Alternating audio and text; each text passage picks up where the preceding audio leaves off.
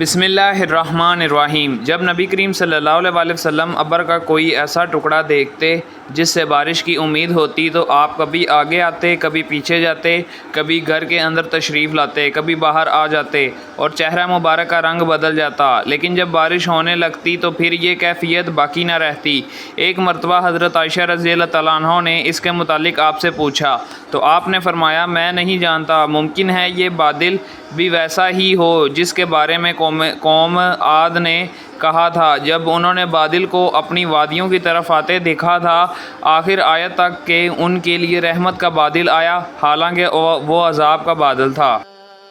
ابو ہریرہ رضی اللہ تعالیٰ عنہ نے کہا نبی کریم صلی اللہ علیہ وسلم نے فرمایا، اور اس روایت کی مطابقت ابو عاصم نے ابن جریج سے کی ہے کہ مجھے موسیٰ بن عقبہ نے خبر دی، انہیں نافع نے اور ان سے ابو ہریرہ رضی اللہ تعالیٰ عنہ نے بیان کیا کہ نبی کریم صلی اللہ علیہ وسلم نے فرمایا کہ جب اللہ تعالیٰ کسی بندے سے محبت کرتا ہے تو جبریل علیہ السلام سے فرماتا ہے کہ اللہ تعالیٰ فلاں شخص سے محبت کرتا ہے، تم بھی اس سے محبت رکھو۔ چنانچہ جبریل علیہ السلام بھی اس سے محبت رکھنے لگتے ہیں، پھر جبریل علیہ السلام تمام اہل آسمان کو پکار دیتے ہیں کہ اللہ تعالیٰ فلاں شخص سے محبت رکھتا ہے، اس لیے تم سب لوگ اس سے محبت رکھو۔ چنانچہ تمام آسمان والے اس سے محبت رکھنے لگتے ہیں، اس کے بعد روئے زمین والے بھی اس کو مقبول سمجھتے ہیں۔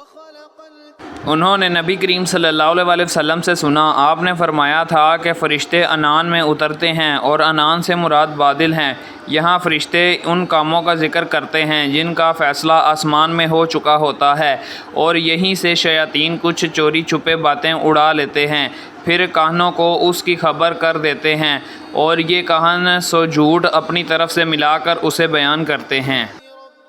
نبی کریم صلی اللہ علیہ وسلم نے فرمایا جب جمعے کا دن آتا ہے تو مسجد کے ہر دروازے پر فرشتے کھڑے ہو جاتے ہیں اور سب سے پہلے آنے والے اور پھر اس کے بعد آنے والوں کو نمبر وار لکھتے جاتے ہیں۔ پھر جب امام خطبے کے لیے ممبر پر بیٹھ جاتا ہے تو یہ فرشتے اپنے رجسٹر بند کر لیتے ہیں اور ذکر سننے لگ جاتے ہیں۔ یہ حدیث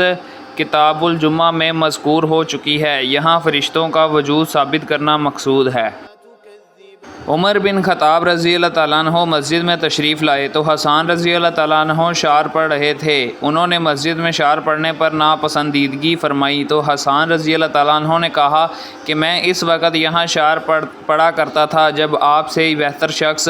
آپ صلی اللہ علیہ وسلم یہاں تشریف رکھتے تھے۔ پھر حضرت حسان رضی اللہ تعالیٰ عنہ حضرت ابو ہریرہ رضی اللہ تعالیٰ عنہ کی طرف متوجہ ہوئے اور کہا کہ میں تم سے اللہ کا واسطہ دے کر پوچھتا ہوں، کیا رسول اللہ صلی اللہ علیہ وسلم کو یہ فرماتے تم نے نہیں سنا تھا کہ اے حسان کفار مکہ کو میری طرف سے جواب دے، اے اللہ روح القدس کے ذریعے حسان کی مدد کر۔ ابو ہریرہ رضی اللہ تعالیٰ عنہ نے کہا کہ ہاں بے شک میں نے سنا تھا۔ فَبِأَيِّ آلَاءِ رَبِّكُمَا تُكَذِّبَانِ